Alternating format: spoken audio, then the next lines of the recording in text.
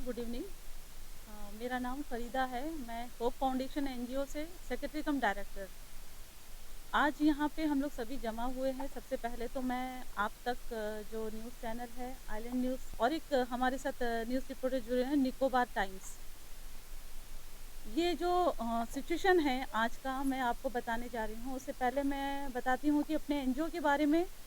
हमारा एनजीओ जहाँ तक बच्चों और वुमेंस के ऊपर में काम कर रहा है, जितना हो सके हम उनका डेवलप के ऊपर हम लोग काम कर रहे हैं, उनका हेल्थ एंड न्यूट्रिशन के ऊपर काम कर रहे हैं।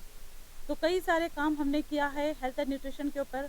बच्चों का न्यूट्रिशन स्टेटस को संवारने के लिए हमने कई कदम उठाए हैं। ऐसे ही कई सारी चीज़ें हैं जो हम कम्युनिटी में जाकर करते हैं। कुछ दिन पहले ऑलमोस्ट फरवरी 26 का दिन था। मैं एक केस आपके सामने रख रही हूँ। 26 तारीख का दिन था। 26 तारीख को यहाँ पे चक्कर गांव का एक लड़का, बहुत अच्छा परिवार जिसमें हस्बैंड वाइफ और एक माँ उनकी है, यहाँ पे रह रहे थे। वाइफ 7 साल के बाद उनका ये हुआ, प्रेग्नेंट हुई 7 साल के बाद, और वो मेलैंड गई डिलीवरी के लिए।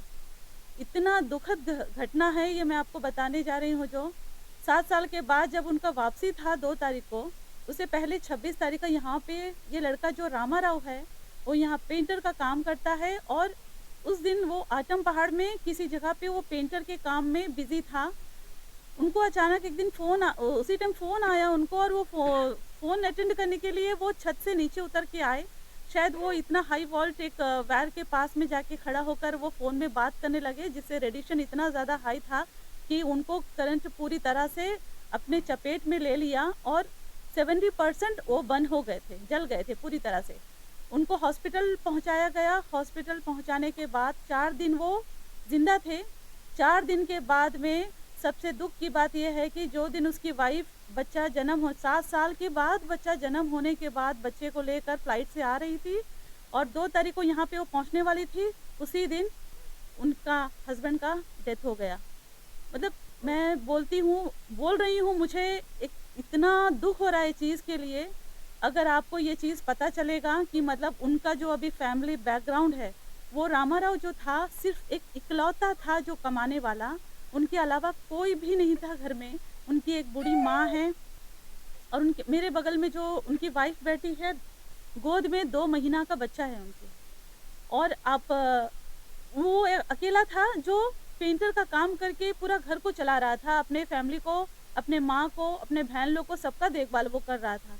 लेकिन अचानक 4 दिन के बाद उनका जब डेथ हुआ, डेथ होने के बाद में उनका फैमिली स्टेटस इतनी बुरी तरह से बिखर गया है कि मैं आपको बता भी नहीं सकती। हमारा अंडमान है, हम लोग एक द्वीपवासी में रह रहे हैं। यहाँ पे कोई धर्म को लेकर यहाँ पे कोई मतभेद नहीं है, भेदभाव नहीं है, और हम चाहते भी नहीं कि हमारे अंडमान जैसे सुनहरा जगह पे कोई तरह का भेदभाव यहाँ पे आए।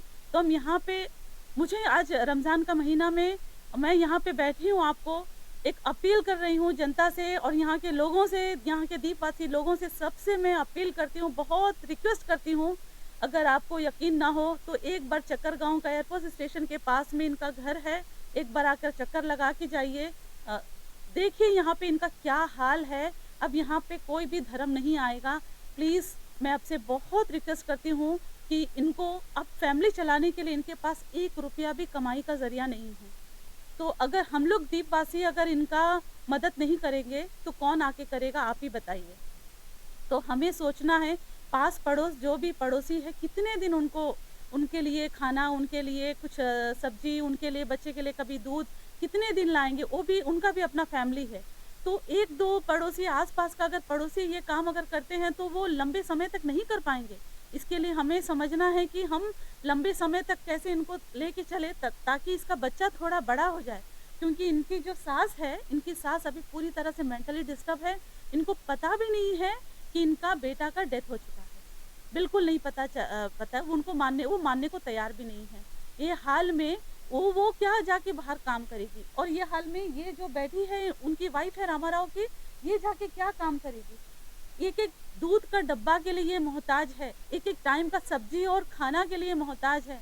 मैं बहुत रिक्वेस्ट करती हूँ, बहुत ज़्यादा रिक्वेस्ट करती हूँ, मैं हाथ जोड़ती हूँ सभी द्वीपवासी से कि सभी निकल कर बाहर आए इनका अकाउंट जो नंबर है वो पूरी तरह से दिया जाएगा, आईएफएससी कोड नंबर भी दिया जाएगा।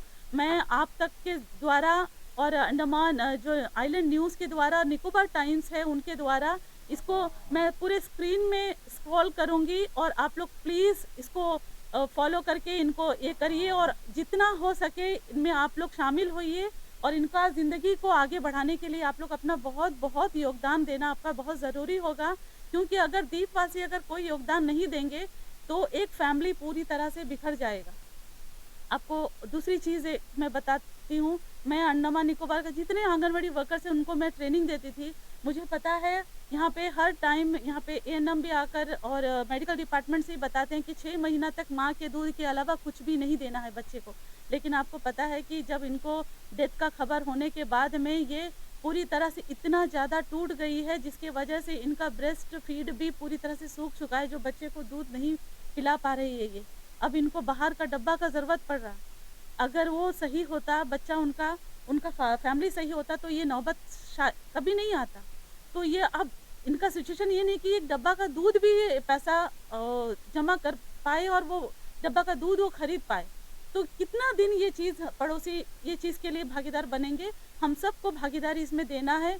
मैं रिक्वेस्ट करती हूँ, मैं बार-बार रिक्वेस्ट करती हूँ अंडमान के पूरे लोगों से कि जो भी ये मेरी आवाज़ सुन रहे हैं आप तक की मदद से, निकोबार टाइम्स की मदद से, आइलैंड न्यूज़ की मदद से प्लीज़ अपना योगदान दीजिए। और जितना हो सके, मैं नहीं बोलती हूँ कि आप लोग 10,000 दीजिए, 5,000 दीजिए, 2,000 जितना आपके पास में है, 100 रुपया, 500 रुपया, 200 रुपये, जितना आपका हैसियत है वैसे ही आप लोग यहाँ पे योगदान दीजिए। और मैं यहाँ पे आज रमज़ान का महीना में जितने भी मुस्लिम भाई बहन हैं उनको मैं स्पेशल उनको आग्रह करती हूँ, स्पेशल रिक्वेस्ट करती हूँ, क्योंकि रमज़ान का महीना में सारे मुसलमान जो हैं गरीबों को बढ़ चढ़कर ज़कात और खैरात देते हैं, सदका देते हैं।